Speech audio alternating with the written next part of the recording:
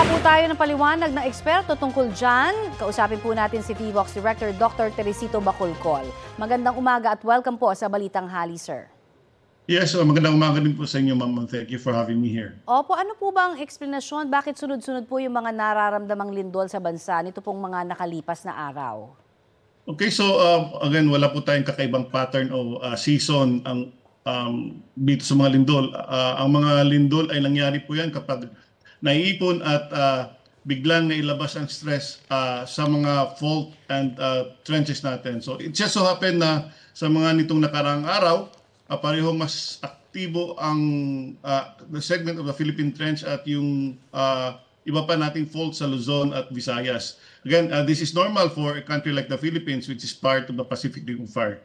And since we also have many active faults and trenches, there's always this possibility na pwedeng magkasabay or kung hindi man magkasabay, makakasunod ang paglindol. I see. So sinasabi niyo normal nga po itong mga paggalaw na ito. Pero dati rin ho ba magkakasunod na rin na nangyari yung mga lindol sa ating bansa mula Luzon, Visayas hanggang Mindanao sa loob lamang po ng halos 2 linggo? Well, kung tutuusin natin, every day we record at least 30 earthquakes a day. Spread all over the country po yan. So, most of this kasi hindi naramdaman ng mga tao. It just so happened that this time, naramdaman ng mga tao. Kaya akala nila hindi ito normal. Kasi nga, ngayon lang nila naramdaman na sunod-sunod. But if we look at the earthquakes natin, every day, every single day, lahat yan spread all over the country. I see. At sinasabi nila talagang mga aftershocks po, inevitable na mararanasan. Pero gaano katagal pa ho ba daw? At medyo malalakas din yung aftershocks na iba? Okay, so depende po ito sa laki ng main earthquake. So sa kaso ng, for example, sa magnitude 7.4 na event ng Davao, we would expect aftershocks to be around 6.4. Yun po yung pwede na-generate. Now, sa Cebu naman, 6.9. It's 5.9 ang pwedeng may generate ng maximum aftershocks. And these aftershocks would last for several days to even several weeks. But habang tumatagal naman, kumukunti yung numbers and humihina po yung aftershocks. I see. At yung mga aktibidad po ng Bulkang Kanlaon at Bulusan, ano naman ho ang paliwanag ninyo? Nagkataon lang ho ba na nakakasabay pa ng lindol ito?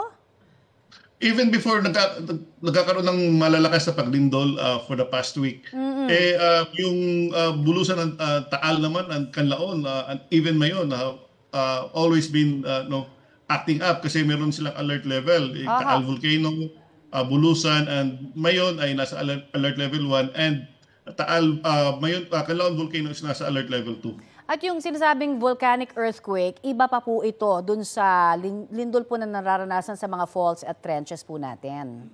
Yes, yung sa faults and trenches natin, tinatawag natin yung tectonic earthquakes. Dito naman sa mga bulkan natin, tinatawag natin yung volcanic earthquakes. Okay, linawin po natin, sir, no, dahil maraming kumakalat na kung ano-ano mga balita. Sabi nung ilan, hudyat daw ba at senyales na magkakasunod na lindol na ito yung malapit ng tumama ang the big one?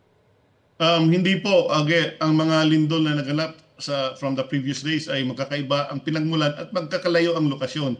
So, ang malakas na lindol sa Davao Oriental, again, it came from the Philippine Trench. Yung sa Zambales naman, sa Leyte at sa Surigao del Sur ay mula naman sa iba't ibang earthquake generators, pati na rin sa Cebu.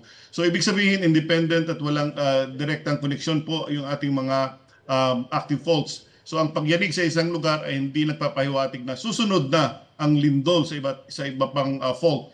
Dahil bawat fault ay may sariling galaw at kondisyon sa ilalim ng lupa. Okay, at bilang paalala sa ating mga kababayan, ano ho ang unang dapat na oras na maramdaman ho ng pagyanig? No? Ano yung mga gagawin para makaiwas na rin po tayo dun sa mga dami po ng mga eksperto ata na nakikita natin sa social media, di ba? Sir, ano ho, manggaling na ho sa inyo?